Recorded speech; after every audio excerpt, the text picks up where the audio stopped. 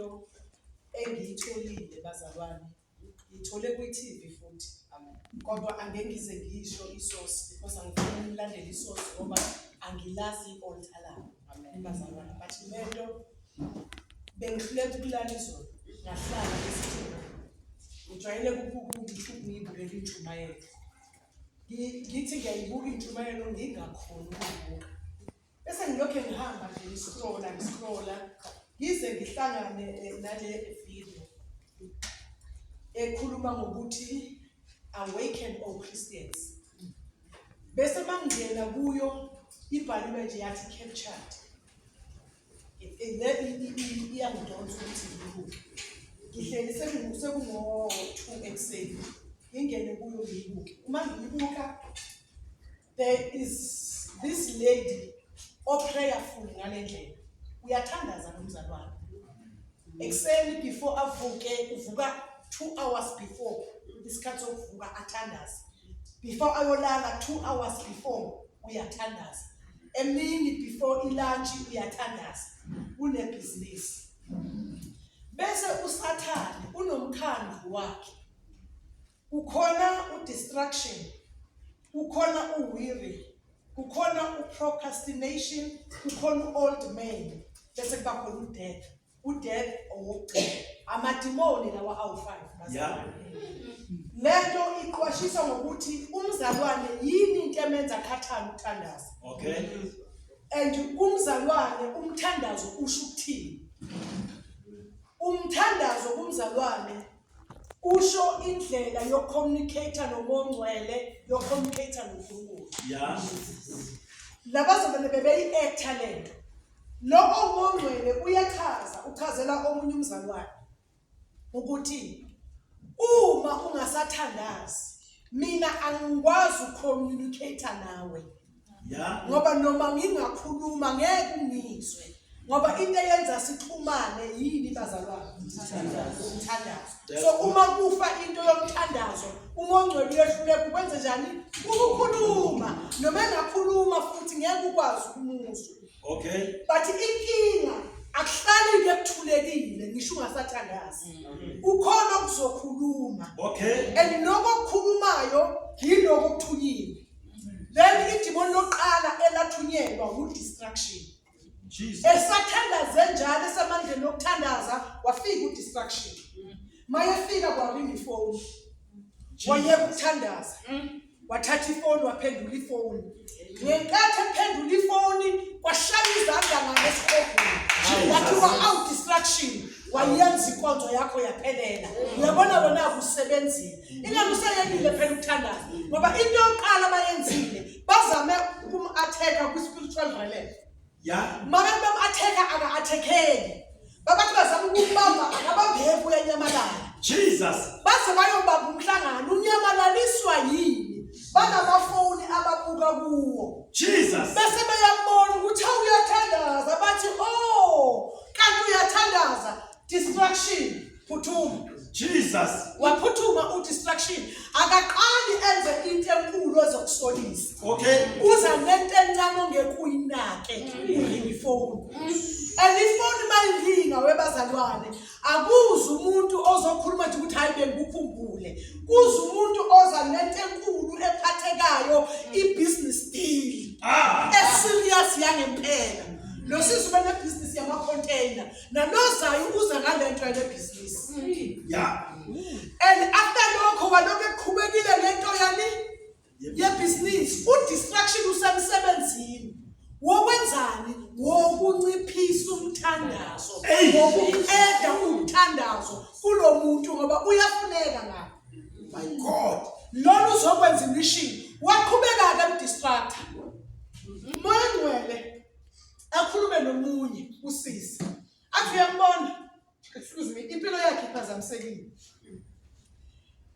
Abesethi ke lo Mongcwele indaba ulokufuna ukuthuma mina kuye.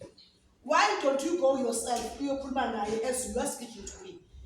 Ulo Mongcwele lo ethalento kaMongcwele abesethi no. Uma wena ufuna ukukhuluma nomama wakho wenze njani? Njoba wena uthi ngiyamfonela. Uthi okay. Mangithatha le phone yakho ke uzoxhumana kanjani nomama wakho?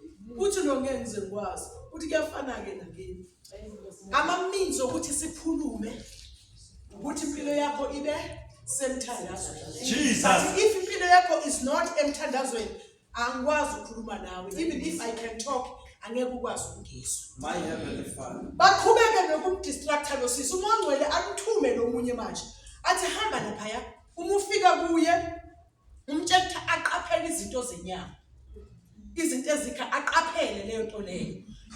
Futhi athandaze. Aye loyana. Mayefika kuloyana aqhubeke ku distraction kungena iphone call. Sebethi babuyele endlini uyomtshela uNkulunkulu umthumeli kungena iphone call. Lona alibale iphone call. Asuku distraction. Amiyeke lo osekholini manje ngoba usemtholile umbeke kwi-position afuna kuyo aye kulothunyiwe. Yeah. Athi uyabona isikhathi senkonzo sesiyashaya. Wait. Phuthuma enkonzweni. Lona mthembona ukuthi isikhathi vele uzobuya ibuzo zakho ngeke ukwazi ukubuza inkonzo phuthuma enkonzweni. Aqhamuka uMongcwele. Athi ungayo enkonzweni ungaqedile imishini. Awuqhubeke nemishini. Lona ngenxa yokuthi akakwazi ukuhlukanisa kahle amaphimbo. Acabanga ukuthi lo othe isikhathi senkonzo siyakhuluma bekuMongcwele.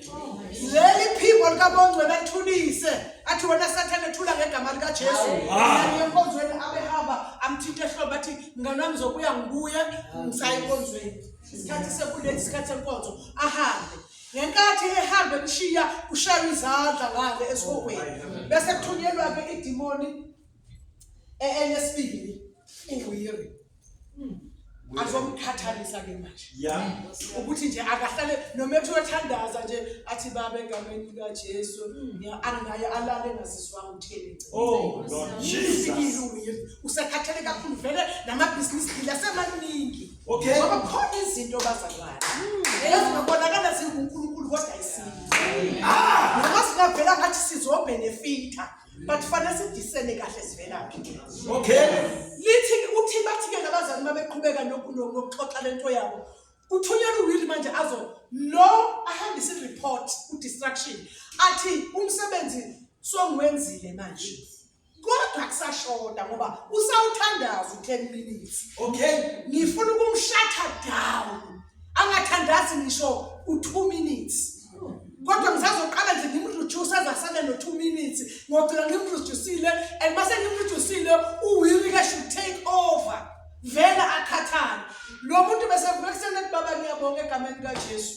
Ngigcinile sekuphelile uselele.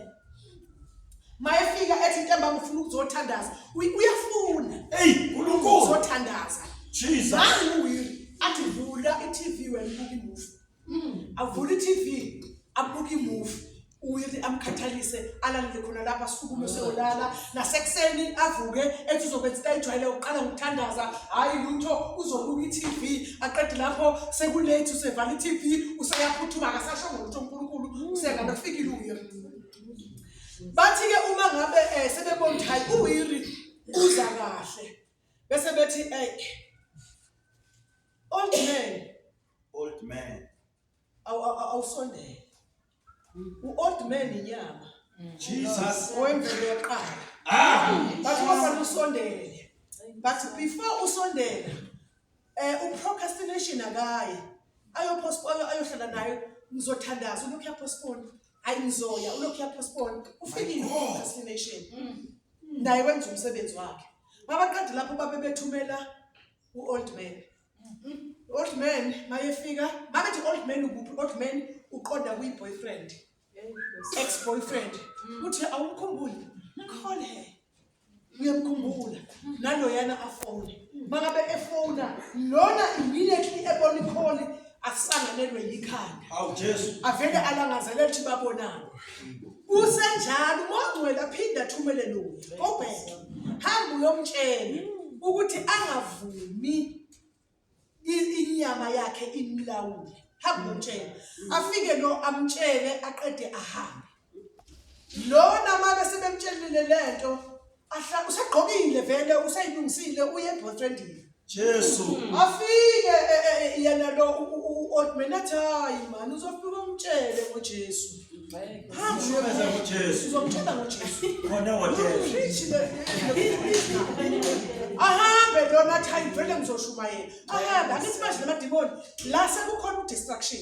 Sekukhona uwiri. Sekukhona nalo procrastination ukhona. Sekukhona nalo namanje ozoshaya ifinal. Ulokhuzana old man. Old man enze bayohlangana bambe bafike bahlangana. Lona ngempela apreach ngoChrist. Mase preachile baphume eRestaurant sekuyahanjwa. Kuliwe ngale kuthiwa ayi old man awuyenzanga kahle into yakho. Awubuyele emuva. Nabo behlukana nabantu akwenzekala ukuthi ufanele bangene esonweni la bafanele balala. Jesu. Ukuze siqede nje ngalento yakhe yokuthandaza. Ayi bahambe baphume mase lona avuka ukuphelezelwa ile boyfriend izombeka eminyango wakwakhe. Mase kufanele bahlukane kufika uold man. Uold man kube uyena ovusa inyama inkani kwentombazane hayi umfana. My God. Intombazane kube yena ebamba umfana ikhumula. Kuliwa nani nje la? The lifestyle yomthandazo. Jesu. Because umthandazo to us fanele lifestyle. Akumele kube yinto esivakashelayo. Futhi akumele kube yinto esithi fanele yenziwe abafundisi noma fanele wenziwe ama intercessors wonke umzalwane. Iphela fanele kube yi-lifestyle.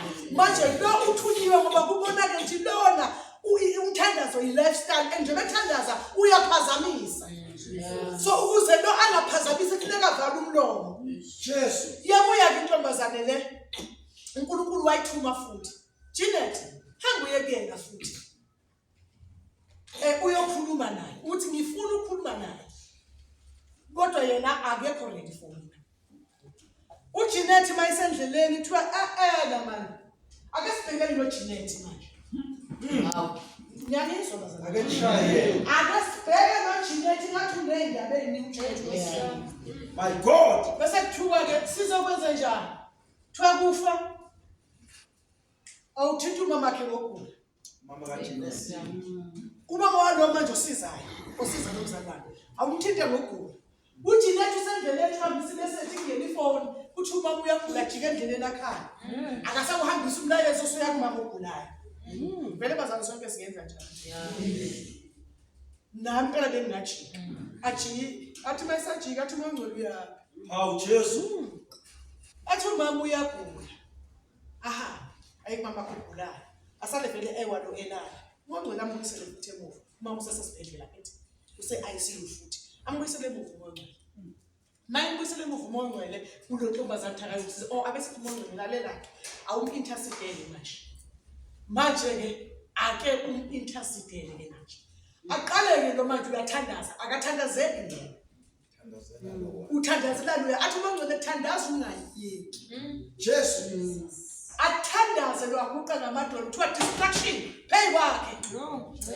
Ahamba distraction mayifika udistraction athothi basile le ntombazana. Uma ngejubane egijima kuyashisa kuhlaleki ibasile intombazana. Athi udistraction umsokwenza njani? Awuthi ke ngizame indaba ye old man awukuzongenelela la uringa ifoni kusho ukuthi lo yami usevele wadlula waze wayasika akuye bathandaza. Kubonakala ukuthi inkinga lo akatholakali. Ayibuye bekuloyana manje. Kubuye bekuloyana kuthiwe no. Yazi into efanele siyenze ngalo ukuthi simbulale manje. Ngoba masimiyeka uzogcina emtakulile loya. Mabethi bayabuyela lona uzwa amandla manje. Lona ongathandazi uzwa amandla manje. Uzwe ukuthi thandaza. Uyaphehlwa, uphethwa into thina naye ngene emandleni athandaze akushume aphunyuke kulaba bantu. Kodwa manje uphunyuka nje balanga phakathi. Bahleli naye la endlini because uma umzalwane oye wamamukela uJesu ngeqiniso ngoba delivered abakuphosesa ama-demonic influence. Yeah. Abangeni phakathi bakhe influence iwona tshela ukuthi ukhuluma kuwena uthi uMangcwele kanti akukhuluma uMangcwele ukhuluma wona abhiza influence. Laba sona mabeqhubeka lento yabo agcine futhi lona ebuyele emuva ke futhi ahluleke futhi uthandaza. loyana ubhizi naye nomama wakhe lona uyahluleka ukuthandaza ukhona ukuthandaza uma loyana emsukumele uMangcwele abuyele kulo uJeanette athi buyela kuye ufike uyamtshela ukuthi ngifuna ukukhuluma naye akabe ready for mina lona ngithi lento yokuthi ulalile akayihlambulukile Okay. uyigcine kuye Okay. manje yilento emenza ngakwazike manje ukuthandaza So let's mayethi uyathandaza lento ima phambi kwakhe kanti nalo owayethunyiwe wenze iphutha uthe mayifika lo ezomtshela wathi angathola ikhole yokuthi umama uyagula azange samnika lo ithuba lo efuna ukuhlambuluka akamnika ithuba lokuthi akhulume waphuthuma wahamba sakwaqhubeka ke lo wabopheka baqhubeka bakwazi ukumcage lapho noma abeseqashukile kodwa ngenxa yelento angayihlambulukanga waqhubeka futhi wakhejeka akwangathandazeka So let's ngahlanjulwa kwa. then after that bazalwana uMangcwele aphinde amthumele lo athi buyela kumthetho ngifuna ukukhuluma naye ke manje ahamba buyele sesendleleni bathe yabona kunenkinga kufa awuphuthume uyosuse umamakhe lokho uzosiphazamisa mawuqeda nje umamakhe ubuyizobulala ukuze siyivalele chapter siqede ngale mission manje sekufanele kuphele ngayo hayi ahamba ukufa aye esibhedlela lona usendleleni yentombazaneni ukufa uyahamba uyale kumama esibhedlela yombulala afike vela umbulala umama lona mayisahamba endleleni ethi uyahamba ingene iphone futhi umama akasekho baqhala izandla ekhaya akhala buyele emuva athi sehamba kuMangcwele he buyele emuva uyoqedela into engithumewe Jesus. uyakhumbula naseqaleni ngakuthuma wajika awujiki ke manje buyele emuva athi lona wena Mangcwele unandaba nami unendaba nalona khona manje mina ngifele umama athi uMangcwele uyangethemba yini mina Jesus. athi yebo ngiyakwethemba athi buyele emuva ke mawuthemba abuyele emuva ke lo laba bayacelebrate ukuthi lona bamqhelisile abazi uMangcwele semjikisile uyabuya ngapha untombazana usefonele futhi sekuyena manje inyama isivuka kuyo old man useyasebenza uye manje usefonela iboyfriend futhi ukuthi aphinde kuhlangane futhi Jesus. ayifonele iboyfriend ithi I'm around in years athi iboyfriend said around kanti uMangcwele sihambe phambili anqonqothe uJeanette My God. athi lona ubani athi lona imina uJeanette athi lona awu uyapi Asuke. ingani mama kufile hamba attend mama anje umuntu usedlekile ke manje la hamba attend mama yakho mama uyapi athi lona uMangcwele uthenga utshele ukuthi ufuna ukukhuluma nawe uready for wena hayi lona kube ngathi uyamuzwa aphume futhi uJeanette ahamba mayiphuma hamba kuthiwa wekufa awuphuthumi lapha wena uyahamba ukufa nawe uyadileya loyana sekusebusuka ngesakwazi ukuhamba ekhaya uMangcwele athi you go back again manje musufika lapha yilwa no procrastination yilwa no weary yilwa no distraction yilwa no old man ajike alinoke sekuphakathi kwamabili lona uhleli udidekile ayakhuluma lamaphimbo kuye akazi manje ukuthi athi lamaphimbo hayi ungasheshi wena ukhuluma noMangcwele uMangcwele uzomnika kahle isikhathi next week futhi makuphela inyanga uzomnika kahle isikhathi uthola isikhathi esanele sofastile wenzani uzokhatha umnika isikhathi uMangcwele njengamanje nje hayi awumyeke wena bese fika ke no weary afaka ukukhathala vela lale khona lapha naye sekuvumela futhi hayi mhlawumbe sekuyoba next week emva kwalokho angqongqoze lomzalwana angene athi mayengena manje athi hawu ubungabe usukanga kathi uMangcwele uthe sothandaza athi ufuna ukukhuluma lona uthi sisathe abengene emthandazweni lona abengene emthandazweni sembambe ngesandla hayi bangene emthandazweni bawududula umthandazo aza connecteke nalona ngenkathi eqala connect bese uMangcwele ayazirivila kuye ayazirivila uMangcwele kuye athi yazi kade ngakuxolela into engiyithindi ukuthi uconfess into engifika ukuthi ngisondele ukuthi awuconfessani befanele nje wena uze kimi uyivumele into yakho bese siyaqhubeka Jesus. awajabule lona cha uMangcwele ngiyabonga athi abesethi ke uMangcwele tshela no ukuthi maniqeda ukuthandaza fonela umamakhe Jesus. ayi lona aye athule bathandize baqeda amtshela ukuthi uMangcwele fonela umamakhe ambuke lothi umama oshonileyo ufonela kanjani athi uthe umoya ongcwele fonela umamakhe athatha ifoni uma ngabe efona ifoni iphendula umfowabo athi lona ayinikeza umama ifoni athi lo soyahlanya anyway zokunika sifoni ngoba ngiqeda manje nje ngiqeda kusuka kuyimoshaka ngiqeda ngifaka umama ifoni manje asabathe athi ngithenge umama ifoni lokuyoyibeka endleleni umama ifoni athi lo soyahlanya wena athi mongcwele ngeke waqamba amanga hambe sifoni ayithatha ifoni ayibeka endlebeni yakhe wathandaza kathathu kwamemeza lo ngabathandaze ngibone ke nje Jesus kodwa ngithanda ekugcineni bazalwane umongcwele mayisemfundisa lo sisi uthi kuye uyazi ukuthi wonke umuntu uyadinga ukuthi kube khona isotshe elizomlekelele bese ethi lona ke usho nathi ukhumbula imuvo ewayibuka athi yena yipi athi neyamasotsha athi ya athi binjani uthi haya ngithi bamdubule omunye lo isotshe elinye lamthatha lamthwala lagijima naye abese kuze kuphuma nje ihlangana lento nami athi you are the wounded soldier Jesus esifika wounded udinga umuntu ozotshata My God. awukwazi ukuphila lo My God. awukwazi ukuya empini ulimele you are wounded lean on somebody owazana naye ebisaphinde futhi emfundisi ethi uyabona kule jeni yempilo yomthandazo do not copy anyone ungakopisha abantu beze bafakaza ukuthi bahlala u5 hours emthandazweni because leyo nto ayenzeki ngelanga sebeyibuildile this thing for many years don't mind to take the baby steps uthengi unami emthandazweni is enough only if unami I have to be there because if I'm not there vele is vanity so ke amfundisa umongcwele athi kwakhathala thatha ama baby steps athi ngiyabona uzenzile ikhathi zokuthandaza kodwa ikhathi zakho zokuthandaza uzenze ngokukopisha wenza usiko awenzi into that is within ubuthandaza impela kodwa ukukopisha bekungakasiwo okwakho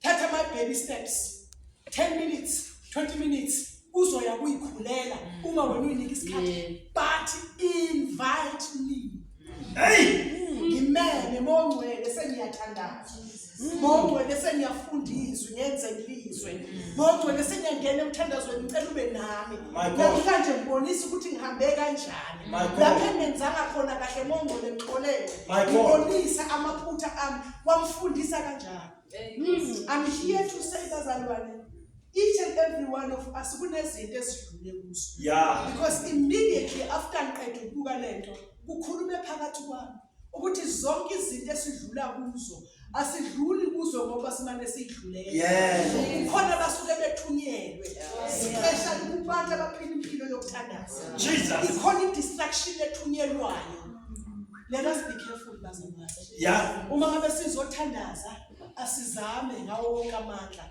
number 1 sibe ngcwele My God, amen. Number 1 sibe ngcwele mase yakho ngcwele futhi siqala ngokuyihlafuna Amen. Number 2 singayinqamuli communication. My God, amen. Because impilo yomthandazo yena yenza umuntu kakhulu. My God. Ngiyabona bazathu usathane usivombe kanjani. If impilo yami yomthandazo ifile kanti lebona ngibonisa ubani. Ngibona ngizayibona phela. Ngibonisa ubani bazamana. Kanti ubani okhuluma yini? Ngiyabona senkingeni kangakanani lapha. Siyasingelwa usuku nemini. Amen. Kunezinye izinto esicabanga ukuthi ngongcwele okushoyo. Kanti sekukhuluma isitha. Ngoba isitha naso masiza asizi lento ozoyibona. Ukuthi le sekusathana. Icishe ifana. Icishe ibe yiyo. Ibonakala ingena kungozi. Kodwa inkinga isource live lapho. Ithunyelwe vele inhle ama business deal they were right. Kodwa bewavela. Bewalethela kuzo distract yena. Amen. To be extra careful bazalwane. Okugcina senhlala phansi sidinga ukuyikhulelela i-discernment. Jesus.